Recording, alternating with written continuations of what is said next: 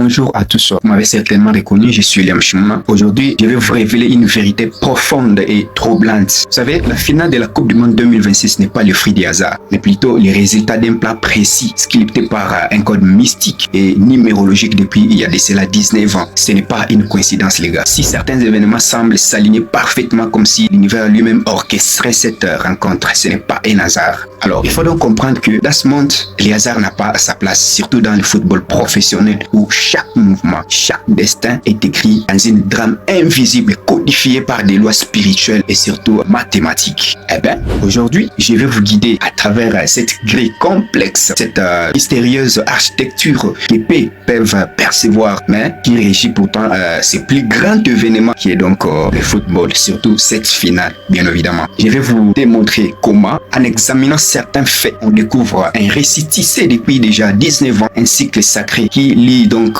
Messi et Yamal. Depuis leur première rencontre en 2007, un cycle intemporel les unit, révélant un destin prédestiné. Lionel Messi, symbole du commencement et du leadership, et Lamine Yamal, qui est donc porteur de l'avenir et de la continuité. Ces 19 années qui séparent bien évidemment leur première rencontre du moment où ils se retrouveront en finale. Il serait donc ce cycle bien évidemment. La date de leur inscription dans cet alignement relie un nombre puissant qui est donc les 19. Cela révèle une histoire inscrite dans l'univers, une correspondance inexorable que seul un regard numérologique ou une recherche profonde peut bien évidemment percevoir. Alors, leur lien n'est pas une simple coïncidence, non. C'est une signature de force invisible qui est donc un accord cosmique gravé dans les terres du temps. La magie opère et ce n'est que le début. Passons maintenant aux symboles et aux chiffres qui révèlent toute cette complexité. Et c'est parti.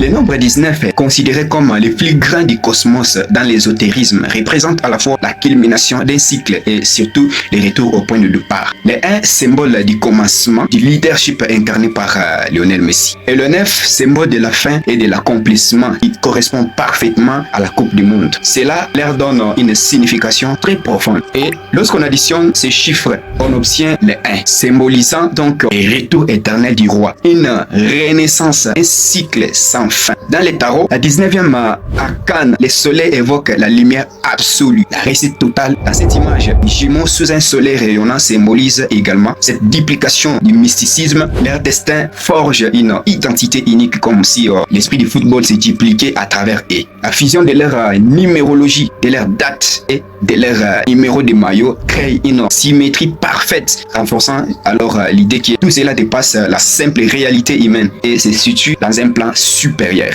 Eh bien, la connexion entre Lionel Messi et Lamine Yamal devient alors un rituel cosmique, un passage de flambeau orchestré depuis 2 décennies. En explorant ces chiffres, cette harmonie numérologique, on peut donc constater une symétrie insondable.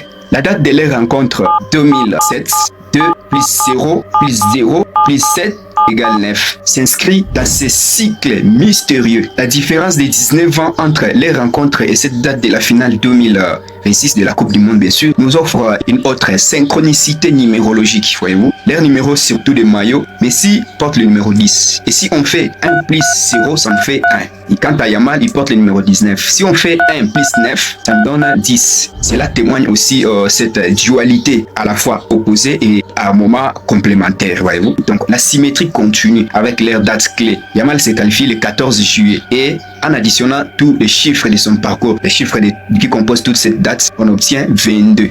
Puis, si on fait 2 plus 2, ça nous fait 4, qui est donc le symbole d'équilibre, voyez-vous. Quant à Messi, sa qualification est intervenue le 15 juillet. Et si on fait le total de toute cette date, ça nous fait un total de 23. Et si on prenait le 22 de Yamal, plus le 23 de Messi, ça nous fait 45. Et on prend ensuite les 4 plus 5 qui va nous donner 9. C'est-à-dire que Messi et Yamal soulignent un jet parfait d'harmonie numérique. Tout cela montre que ces événements sont guidés par une logique supérieure, une signature universelle. Voyez-vous, ce n'est pas une simple coïncidence, non les gars. C'est une représentation d'un cycle sacré, un rituel cosmique précis qui dépasse bien évidemment la compréhension ordinaire, surtout quand tu es trop sceptique. Le 19 n'est pas qu'un nombre, c'est l'expression de cette symphonie invisible, une signature des destinées hors normes.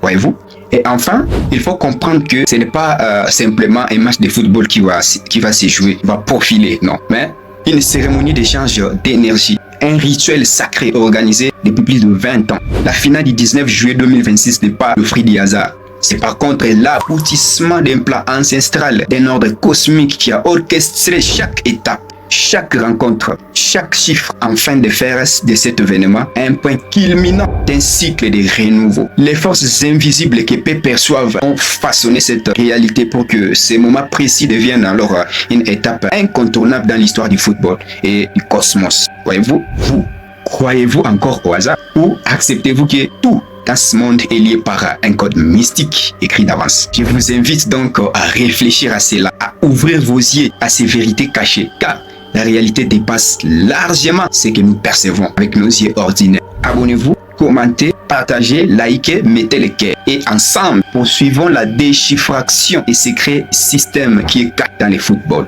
Merci de votre attention. On se retrouve à très vite pour une nouvelle vidéo. Merci, c'était William Chouma.